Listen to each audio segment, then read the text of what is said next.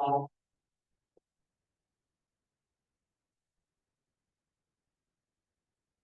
good? I guess so. All right, Well, this is streaming, but call this meeting of the Buckfield Select Board to order for September 23rd, 2024 at 6:34 PM. And old business, revaluation update. so I put this on here. I know that everything is supposed to be delivered, and in a perfect world, we'd have it on the 1st of September.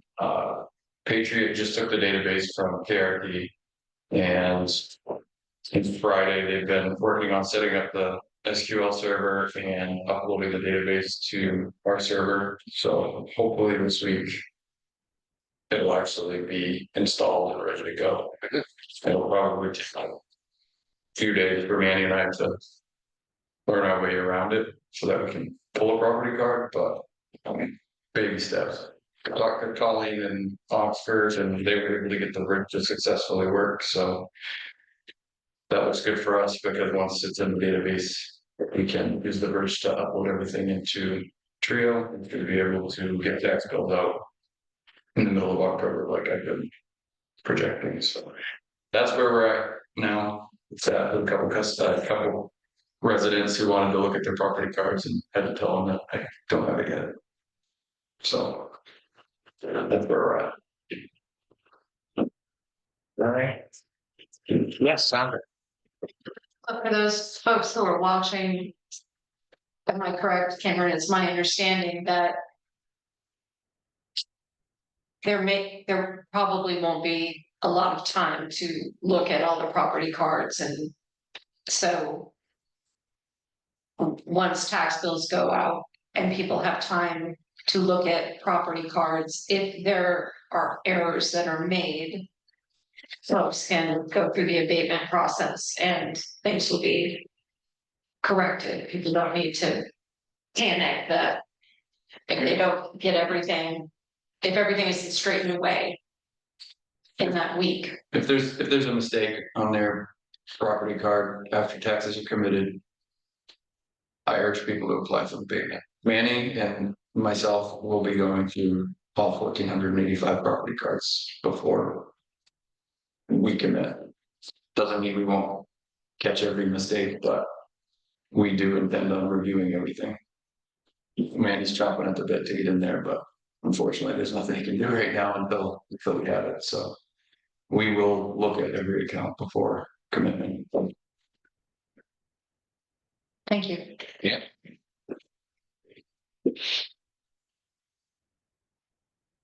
I can't read what that says, Cameron. I said them. It just says preparing live stream, but it's working, so I don't know. It's technology. Yeah. Better you than me. Yeah. Anything else on revaluation update? Any questions? All right. New business consent agenda. I move that we accept the consent agenda. I'll second that. Any further discussion? All those in favor? Bob, aye. Heather, I. Peter, I. Sandra, I. Thank you. Approval of minutes from September 3rd, 2024.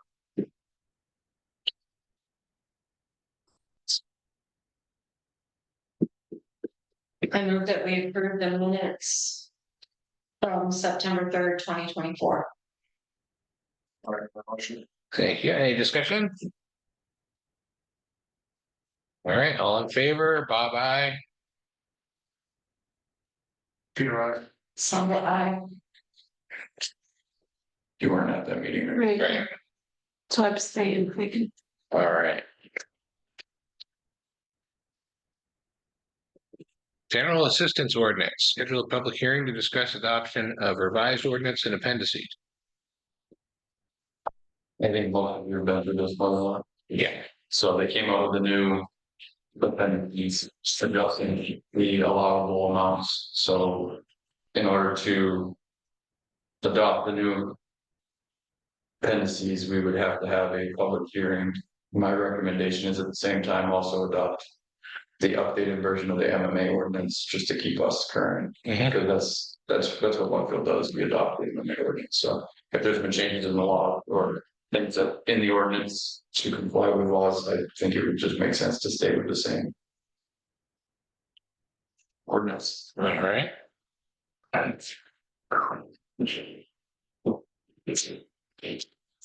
So I will move that we schedule a public hearing to discuss adoption of revised ordinance and appendices. Does that cover both things, Cameron? Yeah. Okay. On, so I'm waiting to finish my motion. yeah, I'll look at our calendars. It has to be at least 10 days. and days, so When is our next meeting? the first, What about the one after that?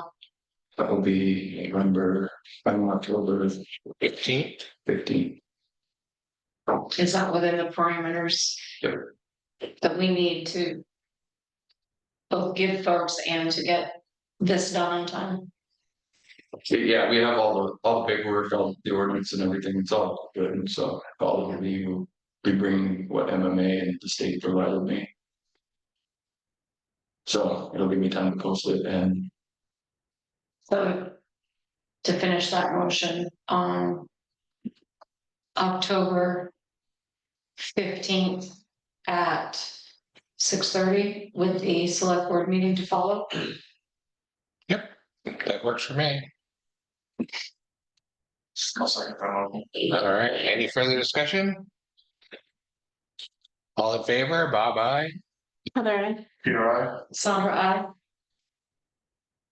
All right, thank you. RC Garage Auto Salvage Sales Junkyard Permit Renewal.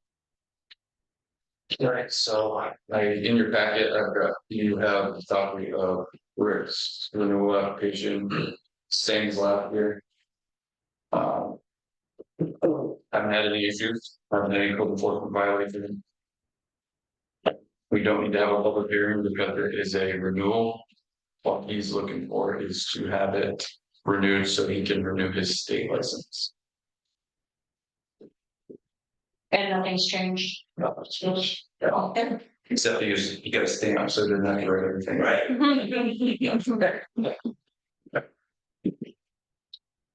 That's very nice. Yeah. Yeah. I mean, you've had this location, 5, 6 years, 7 years, something like that, so. So as long as I've been here, we haven't had any issues with the location. Thank you. So I move that we renew the permit for RC Garage Auto Salvage and Sales Junkyard. I'll second that motion. Right, any discussion? Yes, Just for the record, so his local permit will be valid until October 31st of 2025. all right. All those in favor, Bob, aye. Heather, aye. Peter, I. Sandra, aye. It's easier and easier. Expecting a grilling.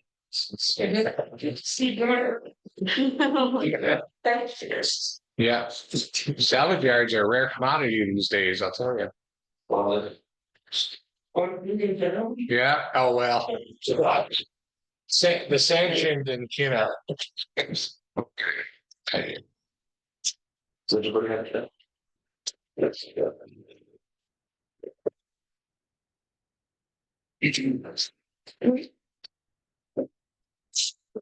Since you're approving it, you might have permission to sign a state one. Yes. Absolutely. Okay.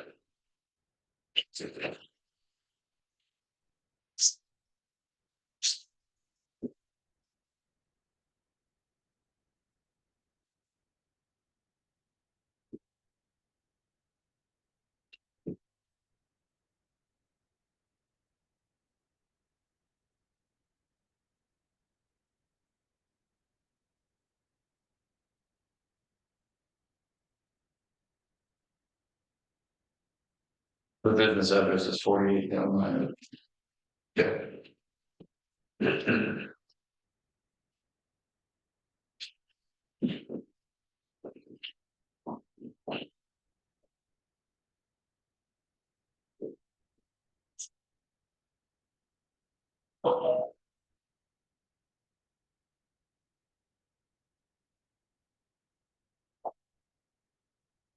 didn't realize it. But when I wait over my, I need a motor. Okay.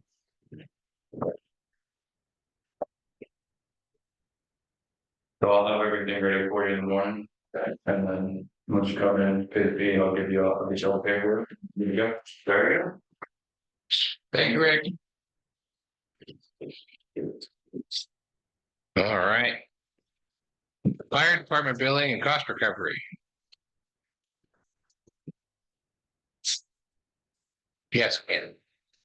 So I think you and I have discussed this numerous times over the course of the years. When it first was brought to me, when I was in the select board, I was a little leery of it, but as time has progressed and we see the number of calls that we get to drunk drivers totaling cars, tractor trailer trucks blocking Streaky Mountain for 6 hours, just calls that really we should be able to recover for.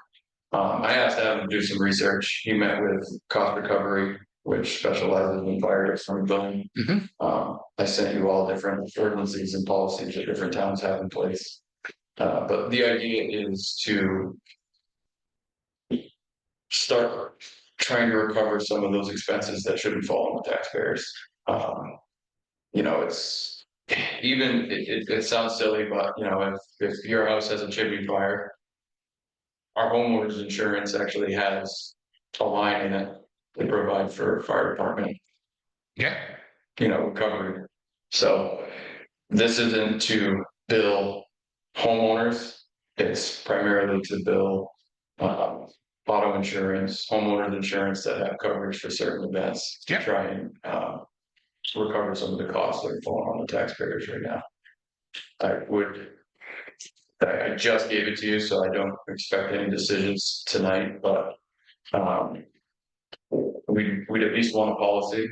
I would suggest that eventually turning that into an ordinance just to have it. I don't necessarily think it's necessary, but at least coming up with a plan or an outline policy on what we bill for and how much we bill in those cases. And then as far as cost recovery goes, I believe based on the contract that they provided, they do get 25% of whatever we bill, which seems high, but it's 25% of something that we're not recovering right now. So 25% $0 is still $0. Our medical billing is only like 5.5, but that's different, you know, if there's getting a bill for that. And when things go to collection, we're really only collecting like 60% of what we bill. So I just think as we look at budgets and we look at the growing cost of everything, this is one way that we can take that burden off the taxpayers and put it elsewhere. Right. So that's the information I provided to you. I'd suggest we look at it. Yes, I don't know if anybody else saw it, there was actually an article in the newspaper. The fire chief from Turner is now the fire chief. Liminal Falls. Thank you. So this is something that Turner had adopted and Livermore Falls is proposing, and from there, looking into it, there are many towns, and I think the most important piece for the community to know is that this isn't about billing people if they have fire at their home, if there's an emergency situation. That's not what this is about. They refer to it as nuisance calls. I'm not sure that's the word that I want to use, but right. Well, and just being able to have some level of recovery compared to zero when people carry insurance for this. right. They're paying for this insurance. Right. When the fire department is called in for hours on end to redirect traffic. Yeah. Yeah, the payroll. Something like that. Yeah. Right, to Yeah. be able to bill for that, so that doesn't become a cost for the citizens of town. Mhm. Cameron, do you know, these other, I'm looking at Augusta and Waterville, who they use? Do they all use the same? They all use cost recovery. So the data that I gave you to had a breakdown list of the different charges for different aspects of these towns that are listed. All use cost recovery, so Canton, Turner, Poland. Um. Living Buckfield. Towns in the middle of nowhere, because their resources are, Winslow, Waterville, use them. Really, this would just put us in line with many other Yep. municipalities. And I do believe I had reached out to our medical billing company and asked them if they knew of any companies on cost recovery. Central Maine Cost Recovery was one of the only they're giving us, so. I think there's only 2 in the country right now that actually bill this out. It's pretty limited. But It's kind of new practice, but I am seeing it a lot more frequently, especially in Maine. Mhm. And the impairment would be ending, I don't know where it ever went, OSHA changes there. I don't know if they made a final decision on that, but it could get expensive. It could get expensive and it could cripple rural fire service, so. Yeah, that would eventually fall on the taxpayers if we don't find creative ways of But recouping money elsewhere that we can. yeah, it's not unlike when, services used to run ambulance calls for free back when as well. And then, they found out they could bill health insurance and, to help offset the costs. And, it was a little bit of a hard pill to swallow at first, but you simply cannot survive in the ambulance world unless you do it. And unfortunately, fire service is headed that direction. You pay for police coverage as well. It's expensive.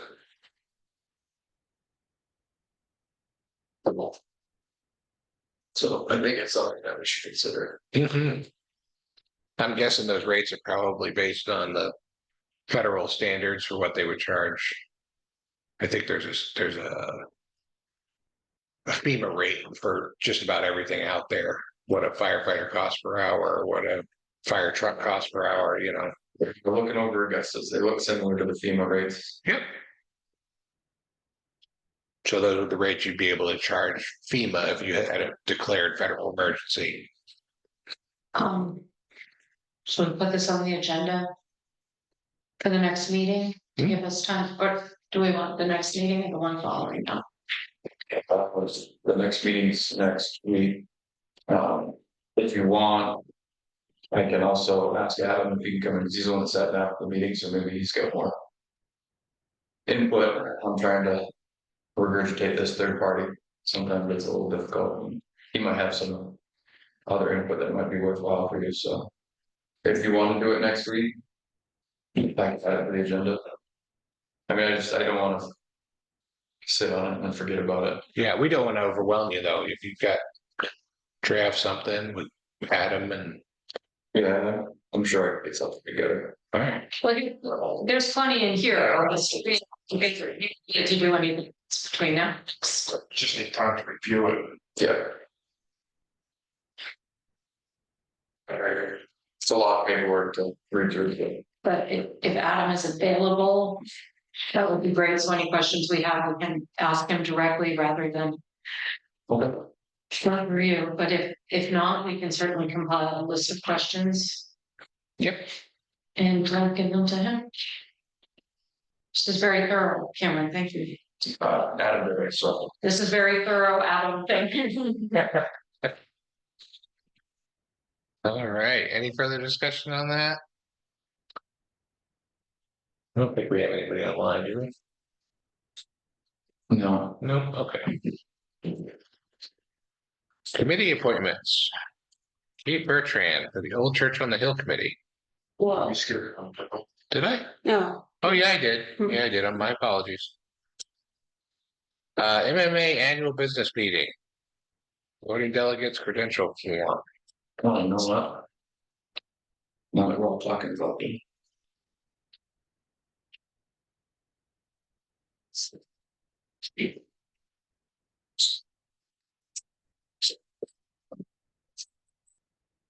Yeah, so I'm going to the MMA convention for the first time next week.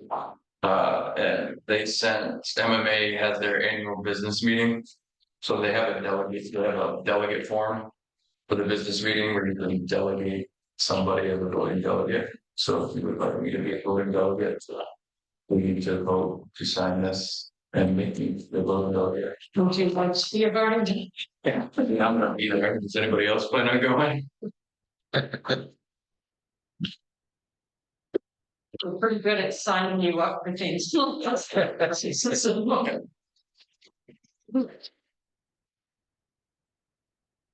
So I'll make a motion that we uh nominate, is that good? Designate. Designate Cameron Hinckley, the town manager, as our delegate to the Maine Municipal Association business meeting. Second that motion. All right. Any further discussion? All in favor? Bob, aye. Heather, I. You're right. Sandra, I. I signed it. Spot. Thank you very much, Cam. Or I bet you for thanks. It's another title you can have. They give you like a plaque, certificate for your wall. Official delegate. You do get a certificate for going to these things. Oh, okay, there you go.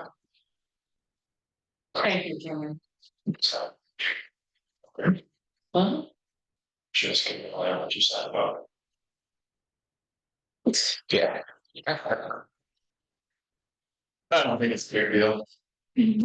But you. All right, now, it's just this one page. Right, Yes. that's all. all right, back to committee appointments. Kate Bertrand for the Old Church on the Hill Committee.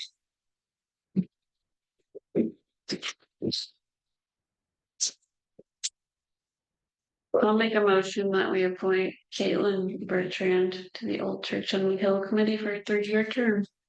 I will second that. Thank you for joining. Yes. Yes, That's the discussion. that was it. Any further discussion? No? All those in favor? Bob, aye. Heather, I. You're right. Sandra, I. Oh, this is exciting. Digitization, is it digitization of tax maps? So our tax maps are outdated. And prior to that being outdated, the way our tax maps were edited was by erasing lines and redrawing them. And it's 2024, and there's a lot of data out there, and I don't feel like that's the most efficient way for them to update their tax maps. Plus, the guy who did it is no longer our assistant agent, so. I looked into a couple of different companies, and then actually Clint had given Anthony from US Land Grid, my contact information, and Manny and I both sat down and basically had a webinar with them to go over what they do. And essentially, what I'm looking for them to do is to take our hand-drawn maps, satellite imagery, and GIS data and put it all into one so we have digital tax map. We would still have paper maps here, obviously, at the town office on an annual basis, but it would allow us to come into the modern age of tax maps. So there's a lot of information that goes into it, but they take our drawn maps, they take GIS data, they take satellite imagery, and they correct some of the errors that may be on our current tax maps. And they look at the legal descriptions of deeds as well. So we go through this whole thing. He shows us what they can do. And of course, my question is, so how much is this going to cost? And I was shocked when he said, he was talking about some parish down south, and he said it's only $2 to $3 a parcel. So we have 1,485 parcels. We're talking less than 5 grand, 6 grand. And that essentially gets you the tax maps and the data associated with it. We wouldn't necessarily have to have a GIS program. We'd be relying on them every year to update them and send us paper copies of the maps, but in the long term, I think it would make sense to have a GIS software here where we could actually access it internally and potentially. I don't think it makes, from a cost analysis, it makes sense for us to update them internally. It's only $2 to $3 a parcel, so if you have 50 transfers a year, 100 transfers a year, what's a couple $100 to get them edited and make sure that they're right. So I just want to keep you in the loop.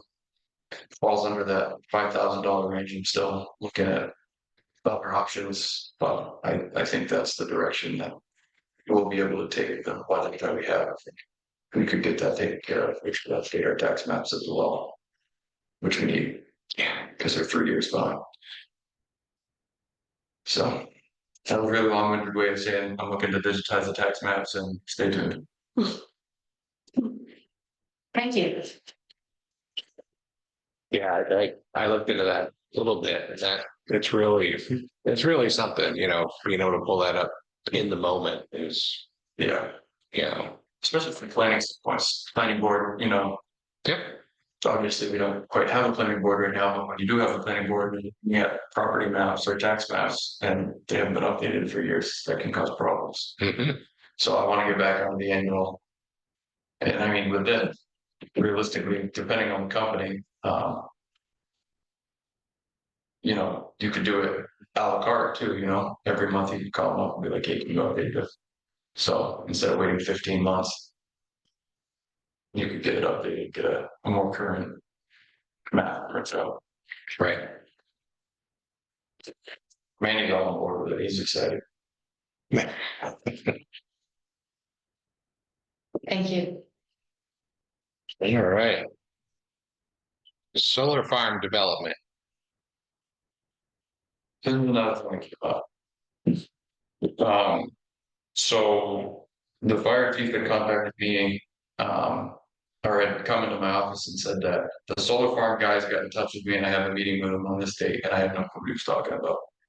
Apparently, a developer is in the planning stage of putting a solar farm in Buckfield. I guess they've spoken to the code enforcement, just on permitting requirements, which other than building permits. And as I was thinking through this, you go to Leeds, you've got massive solar farms, you go to other towns, you've got massive solar farms. And I didn't know if the board wanted to consider discussing either developing an ordinance for the long run for planning aspects of it, environmental, and just all that. But that's going to take time, and I don't know if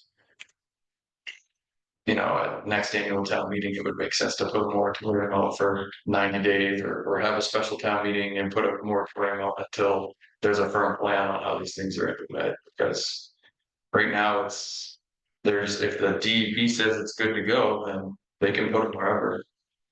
And I'm not saying that I want to tell people how to use their land, but we have no zoning requirements or ordinance requirements saying they have to be just so. So I don't know if that's something you guys want to tackle, but I feel like once one's here, it's gonna open the floodgates.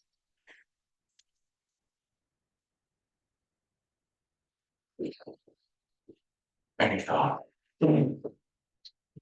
I think we need to reach out to the community and see what folks want. Mhm. This goes beyond the personal feelings of any one of us sitting Right, around this table, and I believe. I can't spell. so there's one in the works right now. there's one project that I know is that they're planning it right now. And we have nothing to say they can't do it. If the building permit's approved, it's approved. So that is something that's, So I know Canton at the beginning of this year passed a moratorium. I'm not looking to Sunderland, but I believe they passed a 90-day moratorium so they could plan and draft a ordinance. Problem here is we don't have a planning right now, so that would fall on me and the attorney and whoever else I can get to help out with it. so a 90-day moratorium would be us saying that this project cannot go forward for 90 days. Well, that it would put any projects at a standstill, but still need legislative approval, so you have to have a special town meeting or roll the dice and wait till next town meeting and do it then. Those are pretty much the options we have right now, but then you start to think how many could happen between now and next June. And I'm not saying for or against them, I'm just saying there's no, Right. You let this go and. There are gonna be people complaining, right? well, I don't know enough about them to know. What There needs to be some sort of structure standard, something. This scale. a 5-acre one where you can't see it is one thing, you get a 100-acre one. And then all of a sudden it changes what the town looks like. I don't even think it would comply with our existing comprehensive plan. So if we were to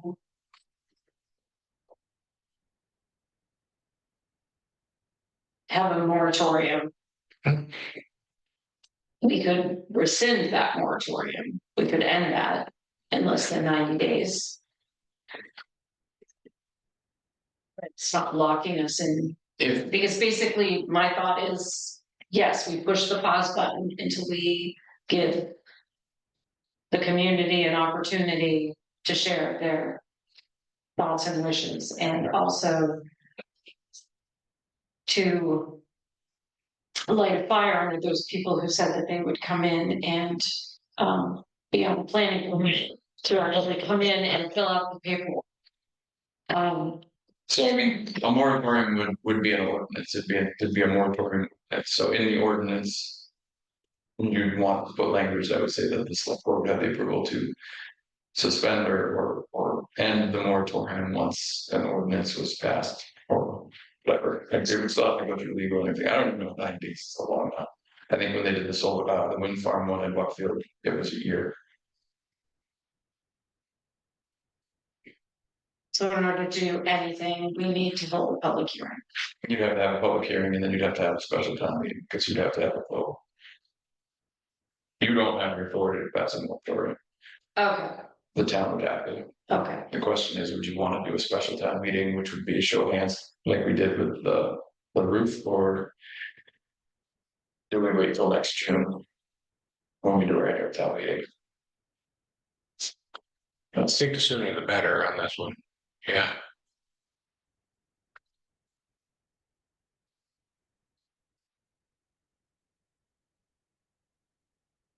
I agree. That we don't wait until next year. Yeah, sooner the better. I mean, you can discuss it again, we'll have to meet next week too, so. Sylvia will be here also, the whole board, if you guys want to talk about it again next week, I can put it back on the agenda for next week. Give you a week to think about it. I didn't really provide you with any information before the meeting, I just put it on here at the last minute because I wanted to discuss it. Well, you just found out yourself, so.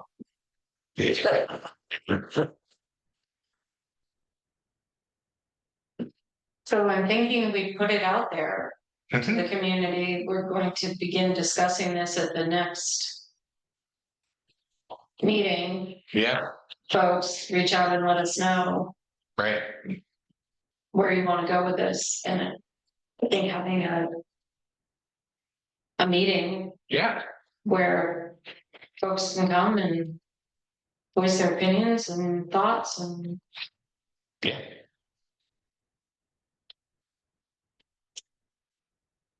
So we'll talk about it at the next meeting and then set up, see how that goes and set up a public hearing from there. Because we don't have to set a public hearing tonight. No, so This will give people an opportunity to perhaps come to the next meeting or to attend. yeah.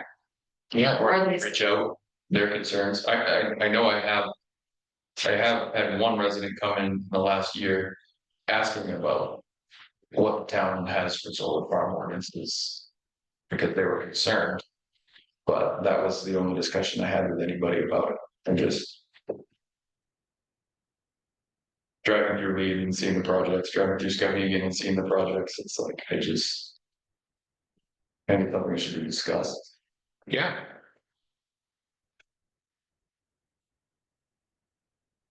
okay, yeah, so we're definitely. putting it on the agenda for next Yeah, week.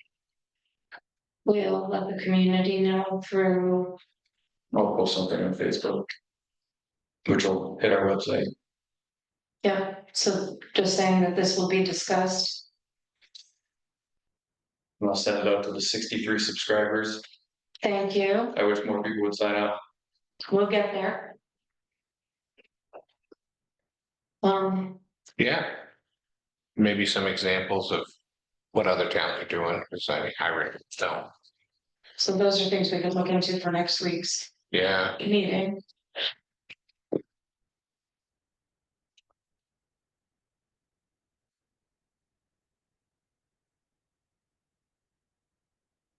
I'll call Erica, I'll talk to and see if if they have any. I don't know. What's the impact on wildlife? Is there a noise? I don't know yeah, anything about it. And there's that piece too of, Well, that's really what started this whole thing was when they contacted Adam because they want to know the emergency response concern or the fire department concerns. And Adam's like, I have never dealt with a solar farm before. I don't know what I need to be worried about. So when he came up with his wants, if it happens, I think they were taken aback by what he wanted. But again, he has never dealt with a solar farm, and he had nothing to go by. There's nothing saying you need standpipes running down every, yeah, he's asking me, and I'm like, I don't know, I'm in the same boat as you.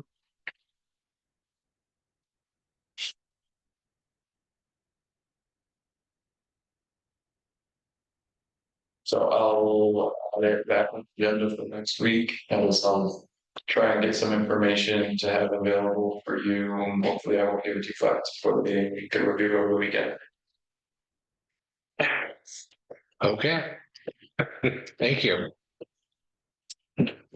All right, other business? The public comments? No one's here. No.